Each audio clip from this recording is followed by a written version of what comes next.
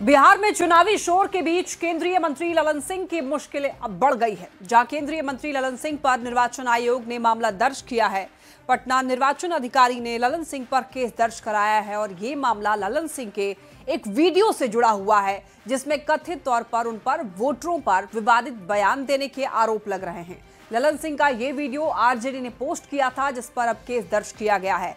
तो ऐसे में सवाल यह है कि आखिर इस वीडियो में ऐसा क्या है। तो आप देखिए ये रिपोर्ट।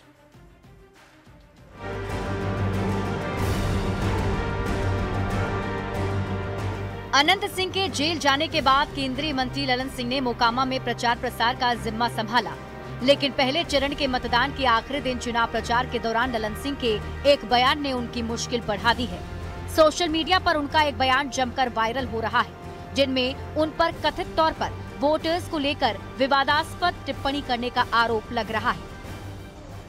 एकाग्र नेता तो चुनाव के दिन उनका घर से निकले मत ही होना, उनका घर में पैक कर दीजिए।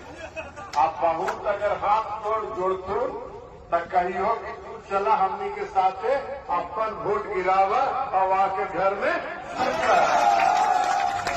ललन सिंह के बयान को लेकर विपक्ष उनके साथ निर्वाचन आयोग पर हमलावर है।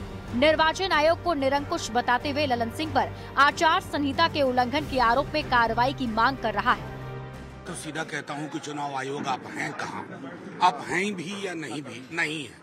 न सिर्फ एक केंद्रीय मंत्री ने कहा कि सब लोग अनंत बाबू बन जाएं, बल्कि ये भी कह रहे हैं कि किसी को घर से निकलने मत देना। उसके बाद भी तुर्रा अगर ये है कि आप कहेंगे free and fair election, to hell with it. Congress ने तो निर्वाचन आयोग पर सख्त टिप्पणी करते हुए बीजेपी के इशारे पर काम करने का आरोप लगा दिया। इस देश में अगर चुनाव आयोग होता तो इस बयान के बाद ललन सिंह जेल में होते। इससे यह साफ होता है कि अब चुनाव आयोग बचा ही नहीं है। हाँ, किसी दौर में चुनाव आयोग हुआ करता था, जिसे बाद में भाजपा ने या मोदी जी ने अपना लठैत बना लिया। हालांकि बीजेपी ने विपक्ष पर ललन सिंह के बयान को तोड़ मरोड़ कर पेश करने का आरोप लगा दिया है। लोकतंत्र के इस महापर्व पर चुनाव आयोग पर अभद्र कमेंट उनकी मानसिक दशा को दर्शाती है। राजनीति में बदकही होती है, लेकिन शब्दों में शालीनता और भाषा में संयम आवश्यक माना जाता है। कौवा कान लेके उड़ा कि तर्ज पर किसी के बयान को तोड़ मरोड़ प्रतिक्रिया शोभा नहीं देती। वहीं इस मामले को बढ़ता देख निर्वाचन आयोग कार्रवाई करने के मूड में नजर आ रहा है, जिसको लेकर महागठबंधन के नेता और हमलावर हो सकते हैं। पटना से न्यूज़ 18 के लिए शैलेंद्र के साथ अमित कुमार की रिपोर्ट।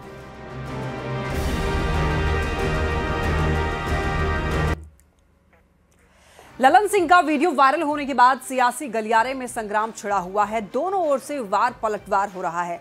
जेडीयू के मुख्य प्रवक्ता नीरज कुमार ने ललन सिंह का समर्थन करते हुए ये कहा है कि बात का बतंगड़ बनाना आरजेडी की आदत है। तो ललन सिंह के वीडियो पर बवाल मचा हुआ है और सियासी गलियारे में संग्राम छिड़ गया है। दोनों ओर से वार पलटवार किया जा रहा है। जेडीयू के मुख्य प्रवक्ता नीरज कुमार ने ललन सिंह का समर्थन किया है और ये कहा है कि आरजेडी जो है केवल बात का बतंगड़ बनाती है और ये आरजेडी की आदत है। बयानों को तोड़ मरोड़ करके पेश करना आरजेडी का ये काम है। ललन सिंह का जेडीयू ने बचाव किया है।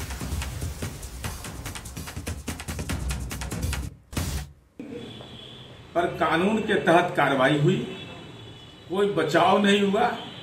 तो उन्होंने जो मंतव्य दिया है उसको तोड़ मरोड़ करके यह कहा है उन्होंने कि एक नेता, नाम नहीं लिया कौन वो नेता है, अगर वोट देने जाए तो उनके साथ आप उनको वोट दिलवा करके नजरबंद कर दीजिएगा। तो लोकतंत्र के अधिकार का हनन भी नहीं किया। चुनाव आयोग का सीधा निर्देश है कि कोई शारीरिक रूप से अस्वस्थ हो, मानसिक रूप से अस्वस्थ व्यक्ति हो, वह चुनाव में वोट डालने जाएगा तो प्रिजाइडिंग पार्टी उसको अनुमति देगा। तो अब राष्ट्रीय जनता दल ऐसे सवाल पर बात का बतंगड़ बना रहा है। तो हम राष्ट्रीय जनता दल से जानना चाहते हैं कि सामाजिक परिवर्तन की किस लड़ाई में रामकृपाल यादव जी कमजोर राजनीतिक कार्यकर्ता है और जेल में बैठा हुआ भागलपुर में दुर्दांत अपराधी रितलाल यादव क्या लालूवाद विचारधारा का अनुयायी है या डॉक्टर राम मनोहर लोहिया के विचारधारा का? ललन सिंह जी पार्टी के वरिष्ठतम नेताओं में से एक हैं, केंद्र सरकार में मंत्री हैं। उनके वक्तव्य के अर्थ के अनर्थ निकाले जा रहे हैं।